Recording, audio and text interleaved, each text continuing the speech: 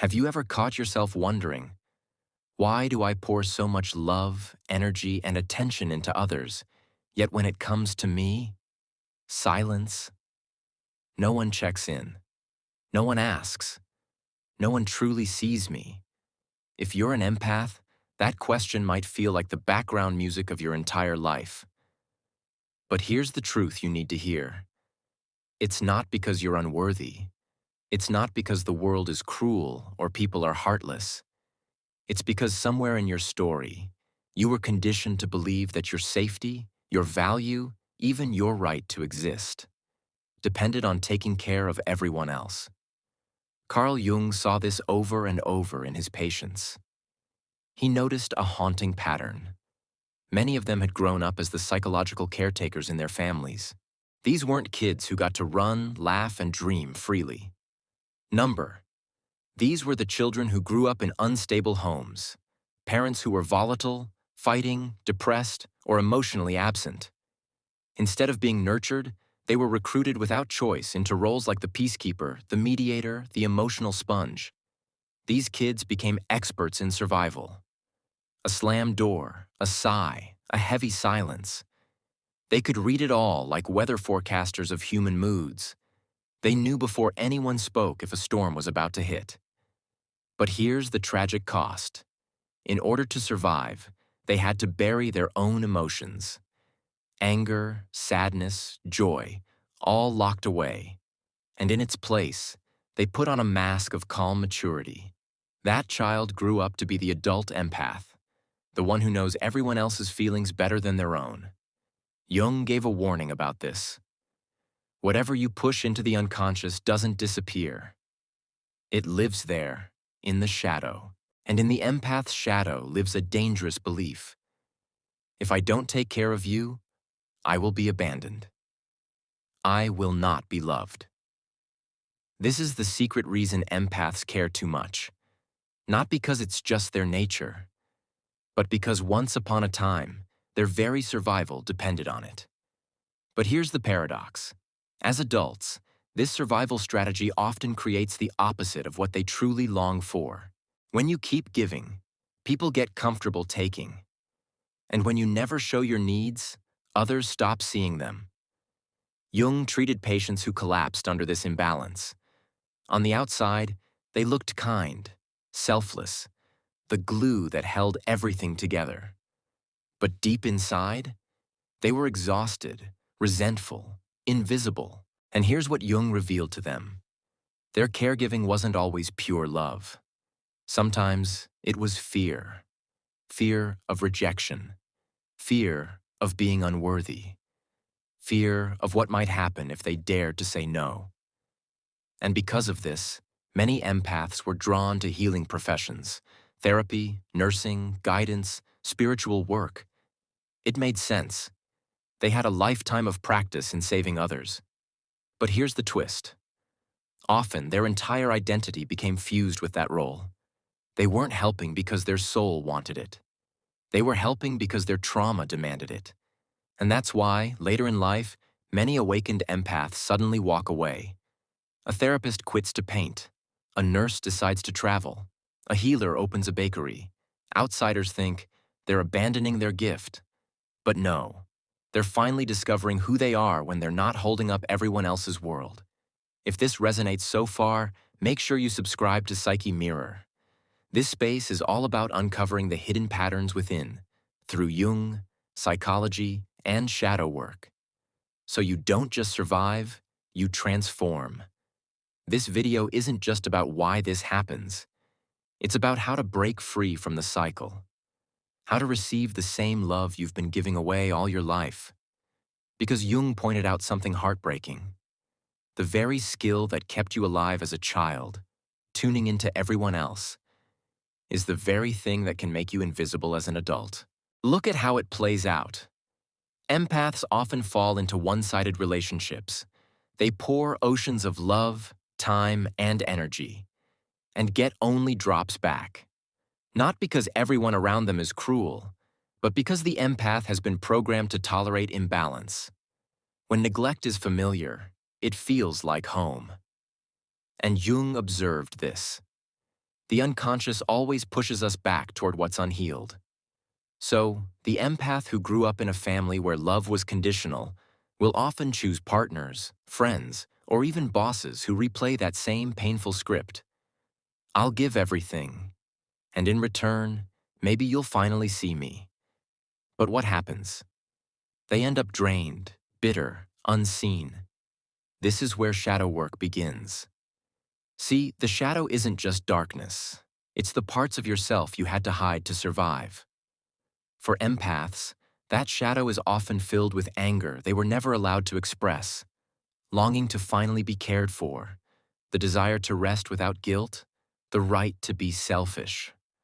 Jung noticed healing begins the moment those exiled parts are welcomed back. Until then, the empath stays trapped, taking care of everyone else while their own inner child starves for love. And it doesn't just show up in relationships, it shows up in careers. Empaths often become the emotional anchors at work, the ones who listen, soothe, and absorb tension. But because their role is invisible, they rarely get the recognition or promotions. Now you might ask, why don't people notice empaths?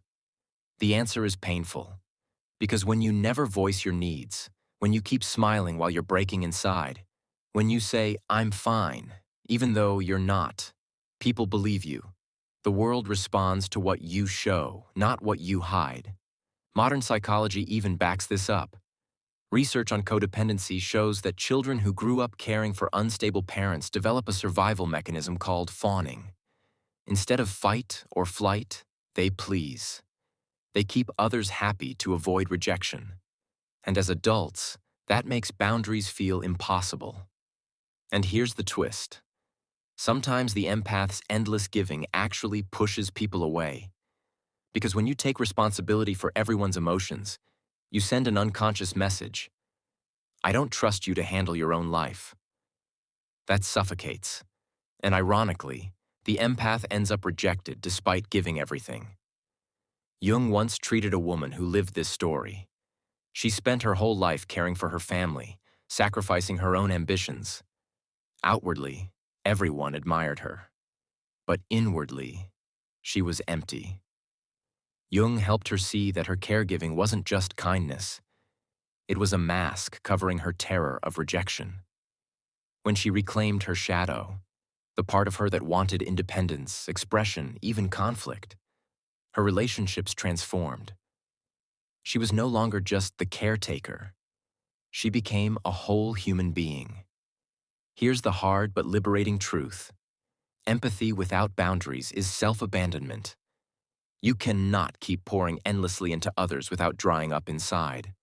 Real compassion includes you. So if you've ever wondered why no one cares for you the way you care for them, it's not because you're unlovable. It's because you were trained to erase your needs. And until you reclaim them, no one else can see them either. This is the turning point.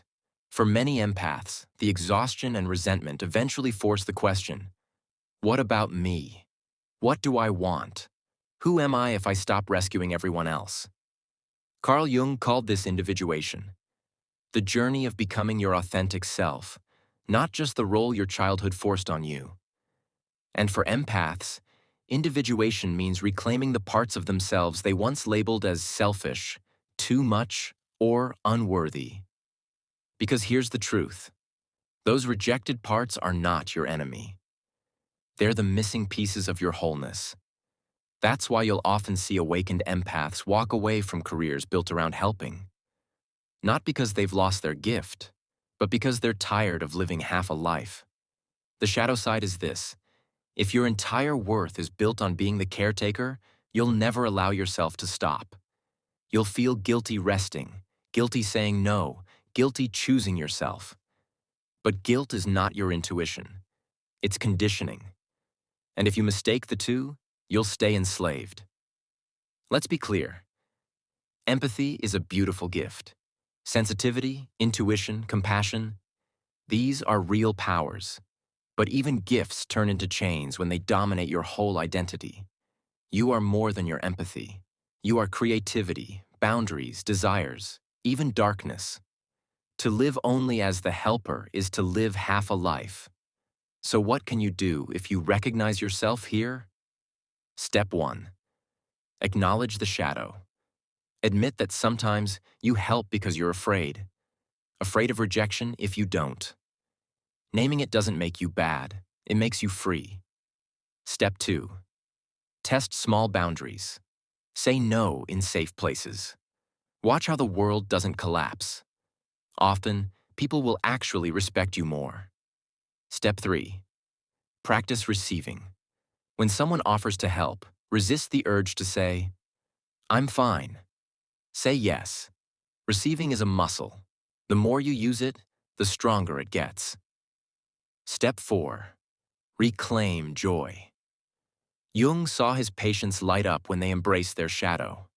They rediscovered play, creativity, freedom. Ask yourself, what brings me alive when it has nothing to do with saving anyone? Step 5.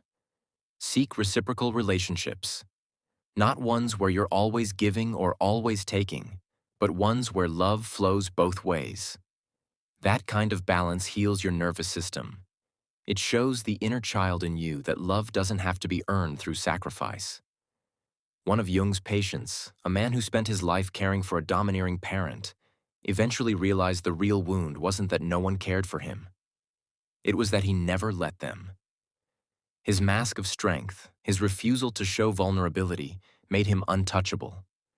The day he finally said, "I need care too," his entire life shifted. And that's the heart of this journey. Empaths don't need to stop caring. They need to start caring for themselves. Because if your heart can hold the pain of others, it can also hold your own. So let me ask you, what's one thing you've denied yourself because you were too busy taking care of everyone else? Drop it in the comments. Or, if that feels too raw, write a simple affirmation. I deserve the same love I give. Because here's the real truth. When empaths begin to love themselves, they don't lose their gift. They refine it. Their empathy becomes cleaner, lighter, freer. They stop rescuing out of fear, and they start connecting out of love. So if you've been carrying everyone else's emotions your whole life, hear this clearly. You don't have to carry them anymore. You weren't born just to be the healer, the savior, the caretaker. You were born to be whole, and wholeness includes you. If this message spoke to you, remember to like this video and subscribe to Psyche Mirror. It helps us grow this community of deep thinkers and empaths who are learning to reclaim their wholeness together.